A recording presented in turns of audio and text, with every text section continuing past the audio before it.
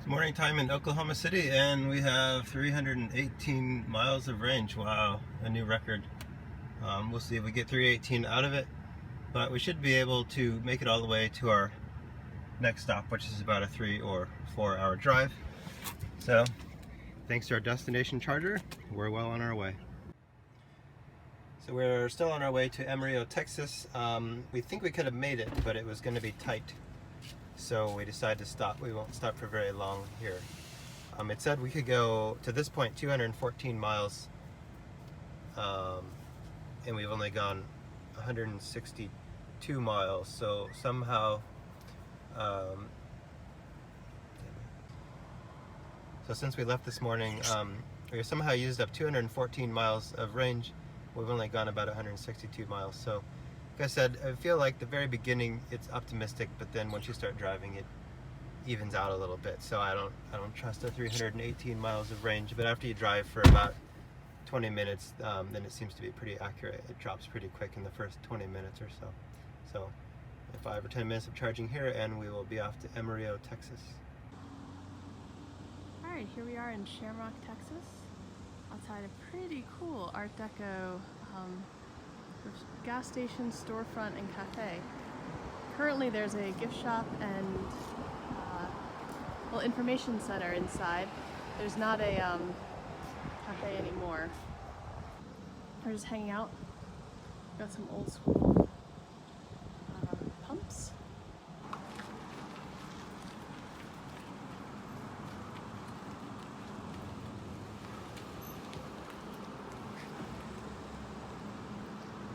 Leaded regular, filler to the top, wash the windows, please.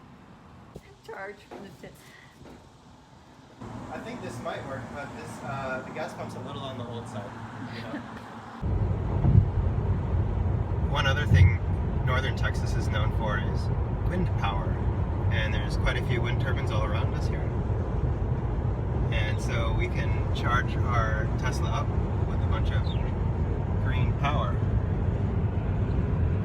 Alright, we're making an inefficient stop, but we really want to try some barbecue other than Saltgrass, so we're going to Dyer's Barbecue, found by Mark. And we put the car in the shade. We've noticed it keeps the range a lot better with the bird mode on in the shade, and it keeps it nice and cool. Alright, so we have our futuristic Tesla car, and we actually just parked next to a replica of the Delorean, or maybe it's the real one, we don't know. We don't know who's the driver. But anyway, from Back to the Future. Yeah, sorry, from Back to the Future. And the Tesla actually has an Easter egg. If you hit within the app at mile 121, it'll turn into a DeLorean. So kind of cool that we see one right next to our little T3 on our trip through Texas along the I-40. San Diego, California. Push it in there. Yeah, it didn't grab that. So we've got the Back to the Future car next to the Tesla one. So yeah, we drove it from Virginia. We're glad to San Diego. and public service announcement. Amarillo, Texas. It's 100 degrees outside. It is 2:33, and Mark is plugging in our charger. And then I'll make this go away. So we're heading towards Albuquerque tonight. So we started from, gosh, where did we start from? It's all becoming a blur now. Oklahoma City. So we're gonna do Amarillo, stop at Santa Rosa, and then we're going to Albuquerque. Uh-oh. First dysfunctional It didn't Tesla. seem to want to make the lock, so I'm gonna just go to the next one over. We're gonna stay in Albuquerque, getting in at 7:47, so maybe we can actually do something in Albuquerque tonight. We'll see. Our trip is pretty long, so we haven't really been doing too much in these cool cities that we're essentially just sort of driving to and sleeping in. Here's the backup camera that works about 92% of the time. 92. It's a little disorienting with its fisheye, especially when you first are getting used to it, but it's quite nice. And also will tell you how far you are away from something. Alright, so we're charging at 145 kilowatts. Mark just said this is the most he's seen yet, and approaching the maximum of 150 And kilowatts. it's impressive because it's 100 degrees Fahrenheit outside. And there's, for reference, just one other car at this station. not on the same circuit as us. Welcome to New Mexico, the land of enchantment. So we drove through the panhandle of Texas. It's really amazing the stark difference in the vegetation. It went from somewhat green to almost a desert right here, New Mexico sign. And so I was talking about the 100th meridian before, where the vegetation goes from lush and green to dry in the west. And kind of an interesting note is that it's actually moved 134 miles to the east, so it's got more dry, I guess, if you will, over the last 150 years or so. We're at the Santa Rosa, New Mexico supercharger. We've been on the road for 162 miles, and we only have 47 miles of range left because we didn't completely fill up last time. What we've noticed is that it's better out of the car. It's better not to charge the whole way because it charges faster in the beginning, like we've said, than in the end. So we found that it's better just to charge kind of halfway or whatever, you know, take a quick half-hour break, get some snacks, go to the restroom, and then keep going. And then what's nice with the destination chargers at our hotels is we do start the mornings fully topped up. All right, it is 4:45. When we initially pulled in, it said we need 30 minutes to get the charge we need to move on our way, but we actually only took 20 minutes. You can see it says time remaining 50 minutes, but that's just to fill up the whole battery. But we are on our way to Albuquerque, and we're gonna get in about 6:35 tonight, which will be awesome. I'm a little confused because we should have 1,000 free supercharger miles thanks to our burgeoning referral business, but for some reason Tesla keeps charging us, but we're going to talk to them and figure it out. So current session 432 for about how many miles? About 180, I think? Maybe a little less. Oh, sorry. 150. Oh yeah, 153. I don't know always where to look. So poor Mark has definitely driven more than his fair share of the rainy weather this trip. And Elon, you gotta fix this windshield wiper thing. It shouldn't take more than one click. All you should be able to do is hold that, drag it to the speed you want, and it should work.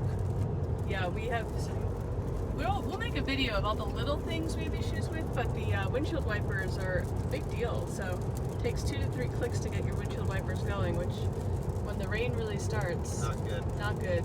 All right, we're here at the Albuquerque supercharger, and it is so beautiful. And we have that view from our room too, which is really nice.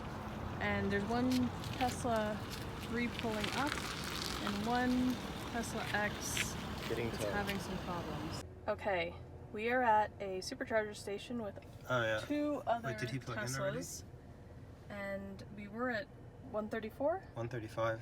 135, and now we're down to 102 kilowatts because someone parked next to us, even though he could have, I'll move my finger, could have plugged somewhere else. But anyway, not a big deal, but just kind of interesting to see how the splitting goes. But we were kind of low, so maybe we'll get some priority. We'll keep an eye on it. So the Tesla has its Sentry mode on with the eye. Kind of hard to see with the glare. It's kind of meta. It's HAL 209 from 2001, A Space Odyssey. The Tesla is probably recording me recording it. 1, 2, 1, 2, 3. Albuquerque superchargers, Albuquerque superchargers, supercharge!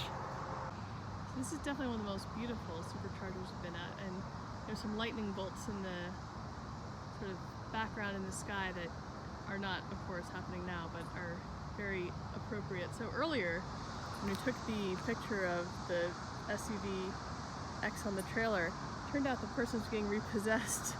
And we were talking to the guys, and I was like, oh, what's going on? And they're like, oh, we can't tell you. Just look at our license plate. It said repo. So it turns out that they've been looking for this car for 3 weeks, and the bank told them that they knew where it was, so they came to get it. But then they were trying to get the charger out, and they were like, do you know how to do this without having the key?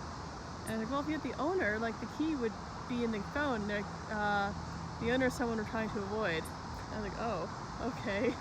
And then the guy said, yeah, the owner's really not someone you want to mess with. So Mark and I got out of here. Like, we weren't sticking around to see that, but it looks okay. It doesn't look like there was a violent crime that happened here, so all is well that ends well. Alright, a little bit bummed.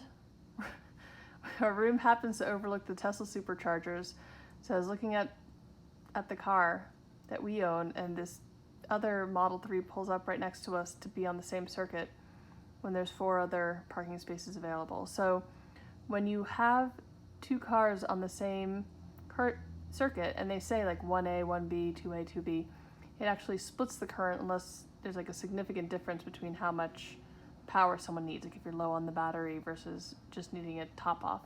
So currently, as you can see from the screen photo grab I just had, the power is split between the 2 cars, so we're at 73 kilowatt hours. So a little slower. They haven't had the memo.